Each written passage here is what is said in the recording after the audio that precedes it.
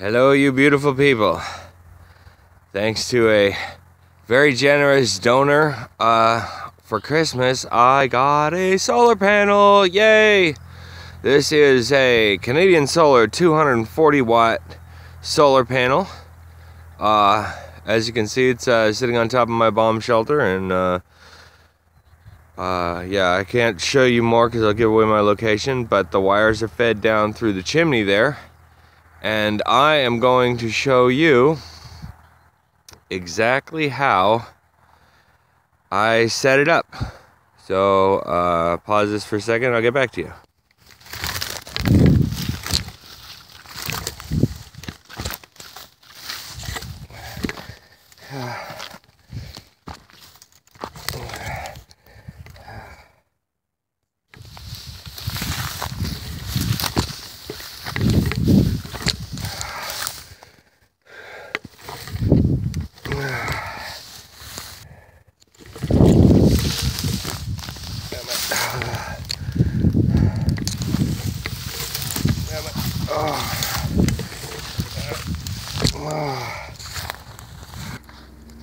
Hi, Savannah.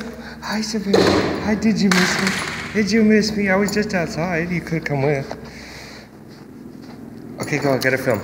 Okay, so now I traded my crutches for my rolling office chair.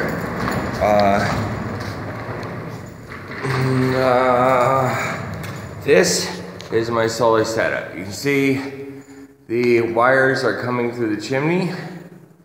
This is 14 gauge wire, and for anything less than 25 feet, 14 gauge is well, the recommended wire.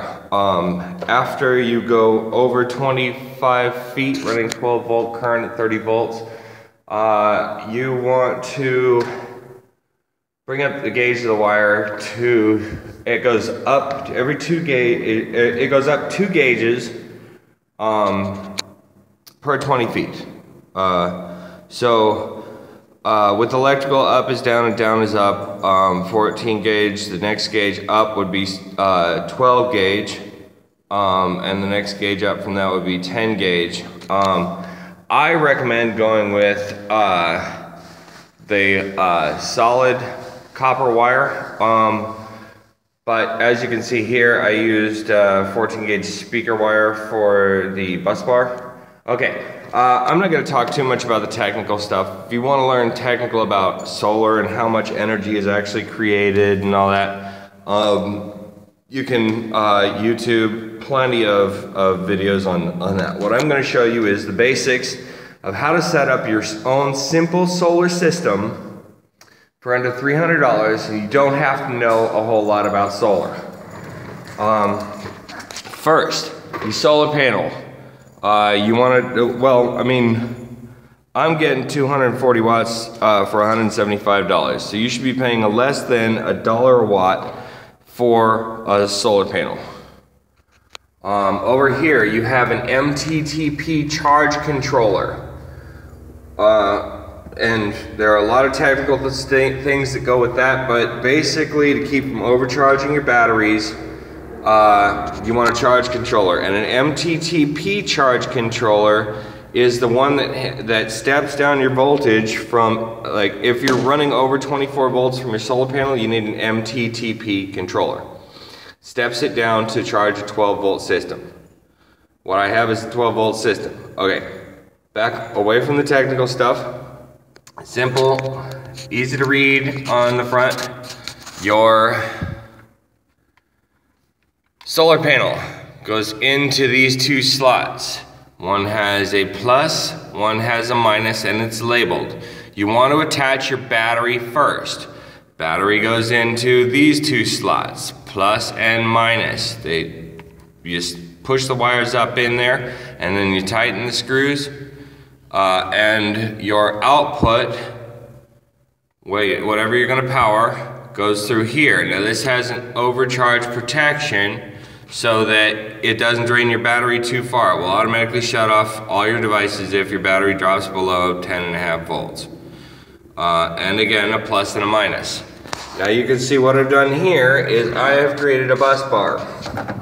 I run some 14 gauge speaker wire over to this bar here, where, okay, every other one I have connected to positive, and the same with negative, so that I can plug in, or I can screw in devices to 2 up here, and I've got 2 down here. Those are basically, okay, so the ones on the bottom are powering my 12 volt car battery sockets with my cell phone charger, and this wonderful light, we'll call this prototype A. This one light, it's one LED light, prototype A, lights up my whole bomb shelter. Now, I have attached it to a heat sink with the fan. It does generate a lot of heat, and if you don't have a heat sink on it, you'll burn it out. Anyway, I'll show you how these are designed when I get the prototype worked out to an easy to use model. But for now, that's that. Okay, go into your batteries. Right now, I have 2 batteries. It's not enough to store everything I make from the sun. Oh, important to put in a switch between your solar panel and your charge controller on the hot lead. That way, if your volts go up above, say, 14.5 volt charging, it's, okay, a full charge on a battery is 12.6 volts.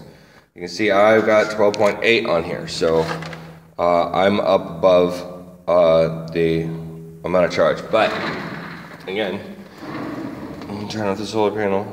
Okay, it doesn't drop much. Anyway, I've got my batteries rigged in series,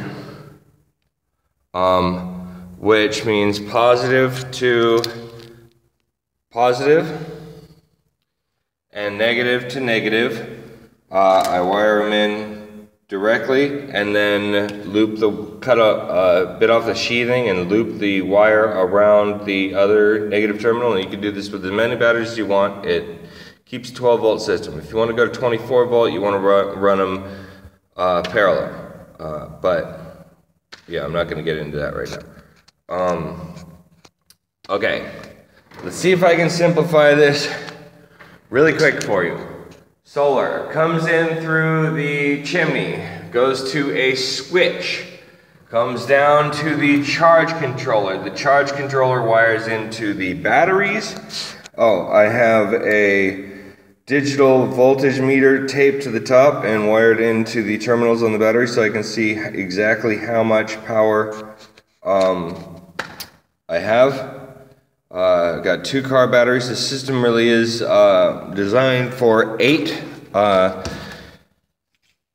I can't afford 8 right now. Okay, over here, bus bar. Okay, power out or output runs to bus bar runs to utilities, whatever you're powering, for a 12 volt system. If you're trying to run 120 volt or 110 volt household current, you want to plug in your inverter to the bus bar, and then you can plug in household appliances to your inverter. And that's as simple as I can make the system. Thanks for watching. Thanks for visiting the campaign. Thanks for to my donors. I really appreciate everything you've done, and this is my bomb shelter. I hope I can reveal that without revealing too much. It is still in the move-in phase. I'm not even in the design phase yet, but when I get the shower and everything, I'll make videos. So I love you guys, and I'll make another video for you soon, so stay tuned.